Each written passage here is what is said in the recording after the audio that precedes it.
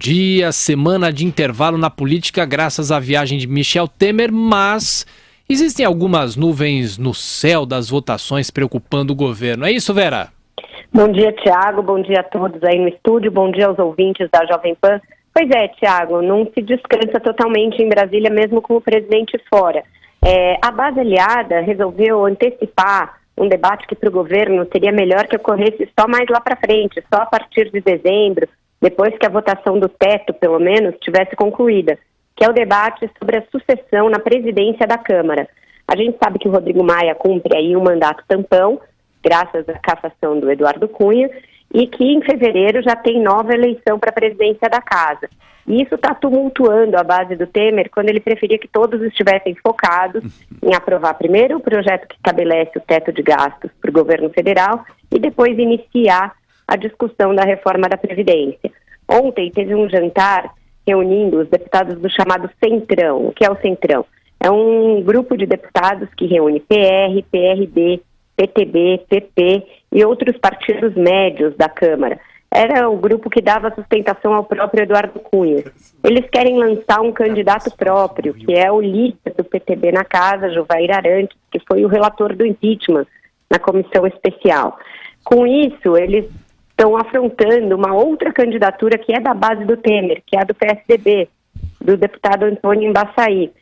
Com essa candidatura, o PSDB espera ter ali algum protagonismo político para se preparar para disputar a presidência em 2018.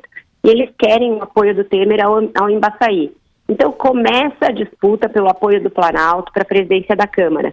Parece uma coisa interna, mas só que tem importância política. Por quê? Vamos lembrar aí alguns casos recentes.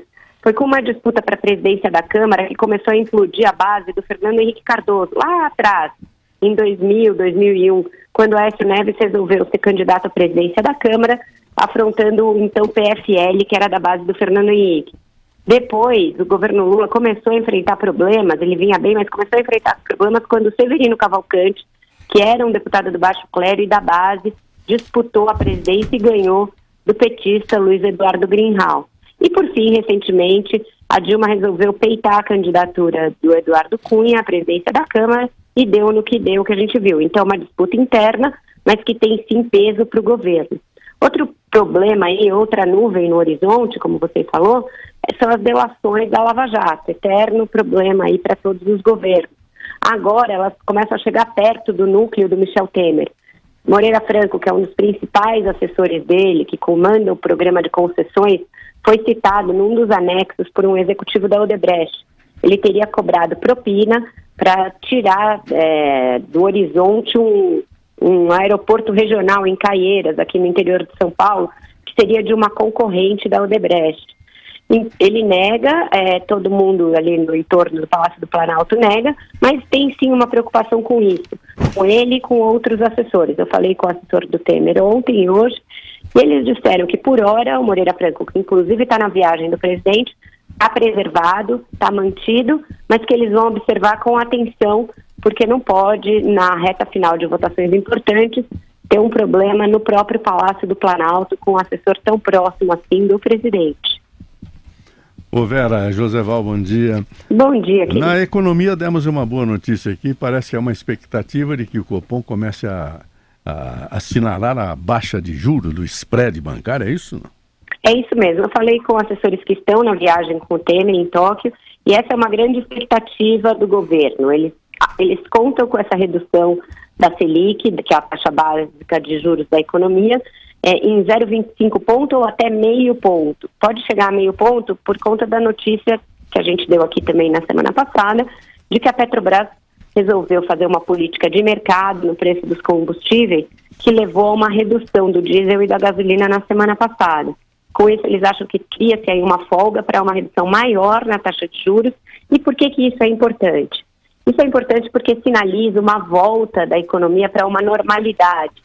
É um cenário muito anormal, um que tem dívida alta do setor público, juros altos, inflação alta e crescimento baixo. A gente estava vivendo um cenário totalmente de UTI.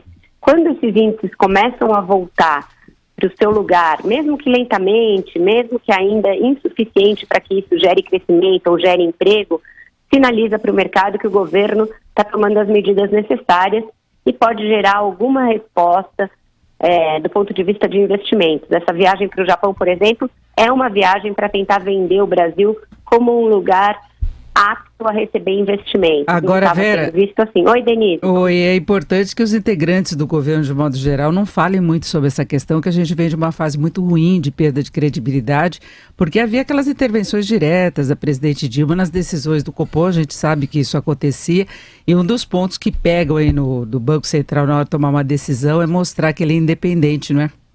Exato. Eu acho que a nova direção do BC, ela é blindada quanto a isso, né? O Ilan Goldfan, que veio dali do Itaú, é um executivo conhecido, ele veio com a condição de uma certa autonomia do BC, e eu acho que tanto ele quanto o Meirelles, que já foi do BC, prezam muito isso. O que o governo fala mais é uma questão de expectativa, que é a mesma dos analistas aí, dos bancos, das corretoras, do mercado quase em geral. Consenso mesmo, agora que dá para cortar, né?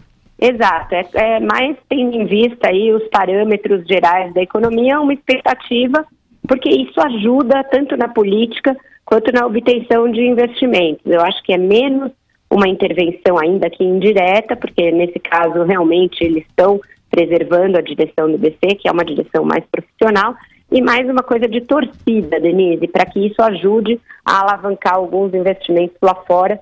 Esse do Japão é um que eles têm expectativa, eles acham que é um mercado que tem potencial e que estava subaproveitado e que o Brasil pode fazer bons negócios por ali. Vera Magalhães, Vera, bom trabalho para você.